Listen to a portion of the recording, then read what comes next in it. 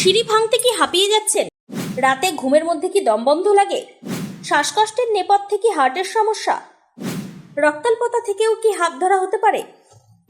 Gas বা উদ্বেগ কি শ্বাসকষ্ট বাড়ায়?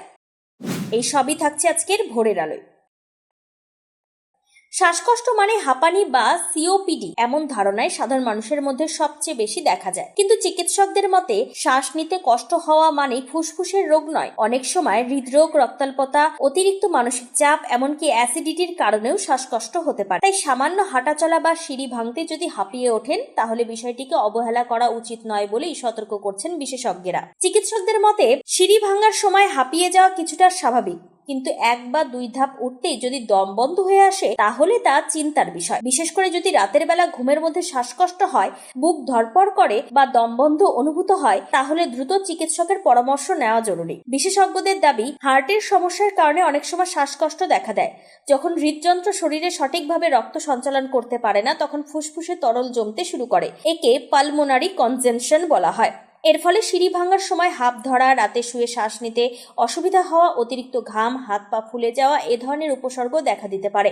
অনেক ক্ষেত্রে রোগীরা প্রথমে এটিকে সাধারণ ক্লান্তি ভেবে ভুল করেন। রক্তাল্পতাও শ্বাসকষ্টের বড় কারণ হতে পারে। শরীরে হিমোগ্লোবিনের মাত্রা কমে গেলে অক্সিজেন পরিবহন ব্যাহত হয়, ফলে সামান্য পরিশ্রমে হাঁপ ধরা, বুক ধড়ফড় করা বা দুর্বল লাগার মতো সমস্যা দেখা দেয়। বিশেষ করে মহিলাদের মধ্যে আয়রনের ঘাটতির কারণে এই সমস্যা বেশি দেখা যায় বলে জানাচ্ছেন চিকিৎসকেরা। অন্যদিকে মানসিক চাপ বা উদ্বেগ থেকেও শ্বাসকষ্ট হতে পারে। প্যানিক অ্যাটাক বা অ্যাংজাইটির সময় অনেকেই অনুভব করেন যে ঠিকমতো শ্বাস নিতে পারছেন না। অতিরিক্ত ভয়, উৎকণ্ঠা বা মানসিক চাপের ফলে শরীরে কার্বন ডাই অক্সাইডের ভারসাম্য নষ্ট হয়, যা শ্বাস প্রশ্বাসে প্রভাব ফেলে। গবেষণা বলছে, উদ্বেগজনিত সমস্যায় আক্রান্ত বহু মানুষের মধ্যে শ্বাসকষ্টের উপসর্গ দেখা যায়।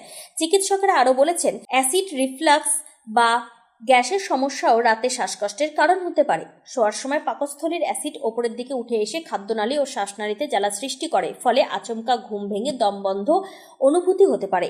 সেই সঙ্গে বুক জ্বালা বা টক ঢেকুরও দেখা দিতে পারে। বিশেষজ্ঞদের পরামর্শ, নিয়মিত শ্বাসকষ্ট হলে তা কখনোই অবহেলা করা উচিত নয়। প্রয়োজনে রক্ত পরীক্ষা, এক্স-রে, ইসিজি বা ফুসফুসের পরীক্ষা করিয়ে কারণ নির্ণয় করা দরকার, কারণ সময় মতো রোগ ধরা পড়লে বড় বিপদ এড়ানো সম্ভব। Times 14 bureau, Kolkata. আরও নিত্য নতুন ভিডিও পেতে এবং তথ্য জানতে আমাদের ফেসবুক পেজকে লাইক ও ফলো করে রাখুন। সেই সঙ্গে টাইমস 14 বাংলার ইউটিউব চ্যানেলকে সাবস্ক্রাইব করতে ভুলবেন না।